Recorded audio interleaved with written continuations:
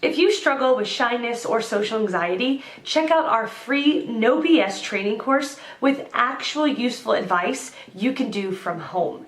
None of that just get out there nonsense. The link is in the description below. For now, let's get to today's question. Children and teenagers with social anxiety disorder, SAD, may live with symptoms through adulthood without ever being diagnosed. Although SAD is the third most common mental health disorder, many parents and teachers are not familiar with the signs and symptoms. In children and teenagers, social anxiety disorder involves an intense fear or phobia of social and performance situations. Although most teenagers go through periods of normal anxiety related to the changes that go along with adolescence, those with SAD experience fear that is out of proportion to the situations that they face. For some teenagers, social anxiety becomes chronic, affecting school performance, extracurricular activities and the ability to make friends. Types of social anxiety disorder. Children and teenagers can be diagnosed with social anxiety disorder general type or with a performance-only specifier. Only performance situations cause anxiety.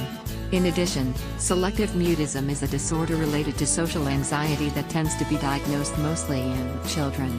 This disorder involves a lack of speaking in situations outside of the home. Symptoms in children. Below are lists of symptoms in children of various ages. Preschool children. Fear of new things. Irritability, crying, or whining. Freezing or clinging. Refusing to speak. School-aged children. Fear of reading aloud or answering questions in class. Fear of talking to other kids. Fear of being in front of the class. Fear of speaking to adults. Fear of musical or athletic performance activities. Fear of ordering food in a restaurant. Fear of attending birthday parties. Fear of having friends visit. Worry about being judged by others. Refusal to participate in activities or school. Symptoms in teenagers. Do you know a teenager who appears to be socially anxious?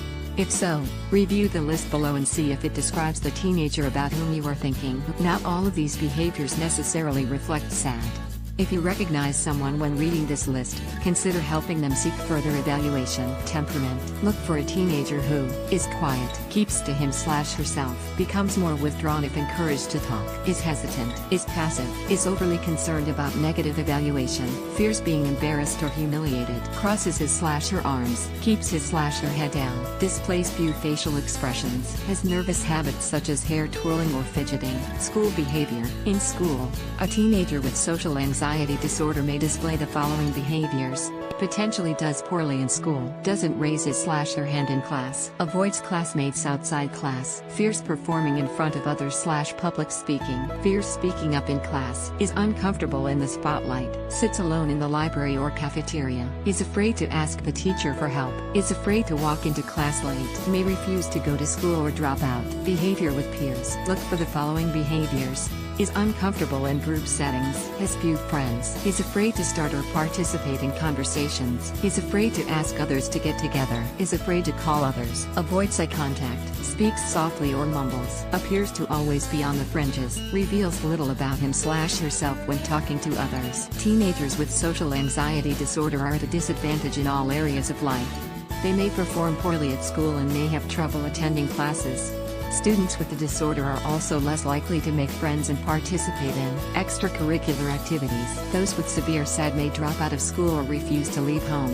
In addition, untreated social anxiety disorder in adolescence may lead to increased risk of other mental health problems later in life such as depression, eating disorders, substance abuse, and even suicidal ideation. Causes of social anxiety disorder in children and teenagers. Just as with adults, social anxiety disorder in children and teenagers may be caused by genetic factors, environmental factors, societal factors, and brain/biological factors. Diagnosis. Often, children and teenagers with SAD will go undetected because parents and teachers will believe that the child or adolescent is just shy. However, early detection and intervention are crucial in the prevention of long-term impairment. Diagnosis of social anxiety disorder in children and teenagers involves an evaluation of symptoms in the family context. This evaluation will often include the perspective of parents and teachers and may involve the use of school records. Potential underlying medical conditions are explored and other explanations for the behavior such as bullying are also considered. If the student is at risk of self-harm or suicide, these issues are addressed immediately. The same diagnostic criteria used to diagnose adults also apply to children and teenagers. However, there are some additional caveats. Children and teenagers need not recognize that their fear is unreasonable. Their symptoms must have been present for at least 6 months. They must demonstrated the capacity for age-appropriate interactions, and their anxiety must be present when interacting with their peers, not just adults. Treatment of SAD in children and teenagers is aimed at helping to alleviate anxiety and allow the student to cope with school and day-to-day functioning. Effective treatments may include the following: cognitive behavioral therapy, CBT, family therapy, medications such as Paxil, Zoloft, Prozac, and Xanax. In addition to standard treatments, there are a number of coping strategies that can be employed by teachers, parents, and students to manage social anxiety both in and out of school. Schools can play an important role in this process, as it is the place where social anxiety disorder can often have the most negative effect on a teen's functioning. School-based interventions led by psychologists, social skills training, and academic skills training are all helpful ways that schools can intervene in cases of SAD. As a parent, read about the disorder and increase your awareness of what your teen is experiencing. Be in touch with your school to coordinate efforts with teachers, school counselors, and other personnel. Together, you can work toward improving the situation for a child or teen with SAD. Tips for parents of children and teens with social anxiety. As a parent of a socially anxious child, it can be hard to know how best to offer your support.